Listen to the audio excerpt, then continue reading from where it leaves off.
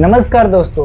अपने ही पड़ोसी देश बांग्लादेश जो कि अभी एक बहुत बड़ी समस्या से झेल रही है। वहाँ के जो प्रधानमंत्री है वो आज ही उन्होंने रिजाइन दिया और वहाँ वो देश छोड़ के भाग के इंडिया में आ गई। शेख हसीना की जो पार्टी थी ढाका में, लोगों ने उस पार्टी के मुख्यालय को जला दिया है। बांग्लादेश में ही शेख हसीना के नाम पे सारे लोग थूथू और छीछी कर रहे हैं। यहाँ तक कि उनके ही जो पार्टी दल थे वो भी उनके पीछे से अपना हाथ हटा रहे हैं। ये भी खबर आ रही है कि शेख हसीना बांग्लादेश छोड़ के इंडिया आ चुकी है। इस बात की हम पुष्टि नहीं कर रहे। यही चीज आज दोपहर से पूरे न्यूज़ पे यही चलाई जा रही है और यहाँ तक कि भारत और बांग्लादेश के 4000 किलोमीटर में फैला हुआ जो अपना बॉर्डर है वहाँ पर भी इंडिया की तरफ से सेना का सुरक्षाकरण और बढ़ा दिया गया है। शेख हसीना वहाँ की पीएम थी और शेख हसीना की पार्टी वहाँ पे अवामी लीग सत्ता में थी और वही आज ऐसा हुआ कि उन्होंने वो सत्ता को छोड़ के अपना रिजाइन डाल दिया और आज वहां से भाग के इंडिया के आने की खबर मिल रही। जनता उस आवास में घुस गई जहां पे शेख हसीना 2009 से रह रही थी। इतने सालों से वहां पे रह रही थी। जनता वहां पे घुस के तोड़ फोड़ की और आग लगाने की भी ट्राई की, जिससे वहां के सरकार, वहां के जो राष्ट्रपति थे जो शेख हसीना के पिताजी हैं, उनके ऊपर जनता ने उनका पुतला जलाया, उनके ऊपर उनकी मूर्तियों को तोड़ दिया, अभद्र भाषा का प्रयोग कर रहे हैं उनके ऊपर। बांग्लादेश का कंडीशन अभी कुछ ऐसा है कि वहाँ के जो राष्ट्रीय पिता हैं मुजीब, उनके ही विरोध में वहाँ पे जनता लोग खड़े हो गए हैं क्योंकि ये जो शेख हसीना की जो पार्टी थी हर एक चीज़ में 2009 से लेके अभी तक की हर एक चीज़ में वो उनका ही नाम लेके क्रेडिट देके और काम करती थी, पर वो उनसे उल्टा ही काम करती थी। जो उन्होंने देश को एकता में रखने की कोशिश की और ये वहाँ पे बल्कि इनका नाम लेके लोगों का शोषण किया गया और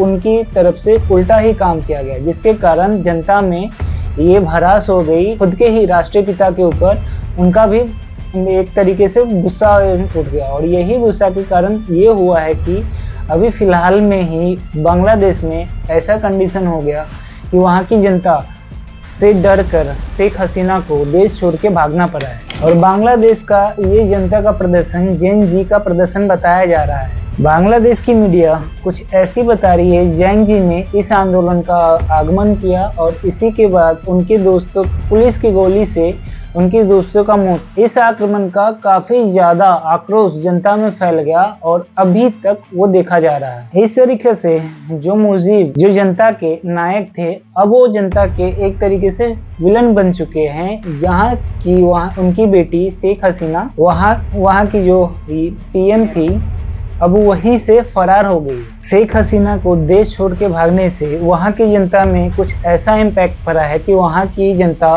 काफ़ी ज़्यादा खुश है और वहाँ पे काफ़ी ज़्यादा खुशियाँ मनाई जा रही है। और उसके बाद वहाँ के सेना प्रमुख ने ये कहा कि अब ये देश इंटरिम बनाया जाएगा, जिसका मतलब ये है कि तात्कालिक गवर्नमेंट बनाया जाएगा। जनता ने प्रधानमंत्री आवास में जाकर वहाँ पे काफ़ी कुछ नुकसान तो किया ही किया। वहाँ से अटैचिया, कुर्सी और बाकी सारी चीज़ें वहाँ से लेते हुए जाती दिखाई दे रही है, ऐसा कहना वहाँ की मीडिया का है। कुछ टाइम पहले ये हालत श्रीलंका भी की थी।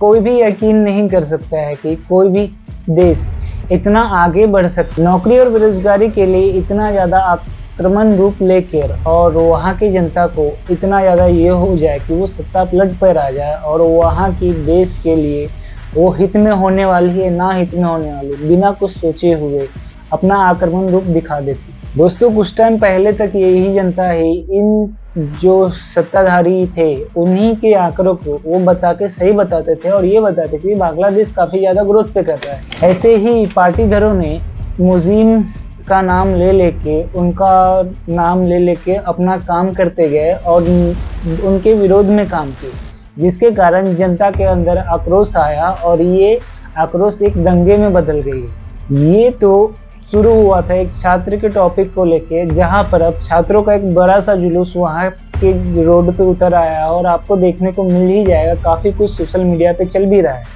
साथ में ही छात्रों के साथ साथ वहाँ के आम जनता भी अब उनसे काफ़ी ज़्यादा ही जुड़ चुके हैं। छात्रों ने ये करके आरक्षण मांग रहे थे पर कि आरक्षण ना देके उनके ऊपर पुलिस वालों ने अटैक किया, जिसमें अभी तक ये बताया जा रहा है कि 100 से ज़्यादा छात्र मर गए हैं। इसी बीच में कुछ जो पार्टीधर थे उनके भी तरफ से मारे गए हैं, जिसके कारण ये आक्रोश और भी ज़्यादा पब्लिक के बीच में फैल गया और शेख हसीना को इसी के कारण वो कुर्सी छोड़ देनी पड़ी, जिसके कारण वो 2009 से बैठी हुई थी और अपना पूरा सत्ता चला रही थी, जिसके अंदर वो अपने पिता का बार बार नाम लेके अपना काम करवाई जा रही थी। पर वहाँ की जनता को अब ये नहीं पसंद आया कि राजा का बेटा ही राजा बने या ये वो चले, जिसके कारण जनता के अंदर आक्रोश, वही आक्रोश ऐसा हो गया कि जनता ने तख्ता पलट करवा दी है और वही अब सेना वहाँ पे फिलहाल में सारी चीज़ें हैंडल कर रही है। अगर ये खबर सही है कि शेख हसीना बांग्लादेश छोड़ के इंडिया भाग के आई है,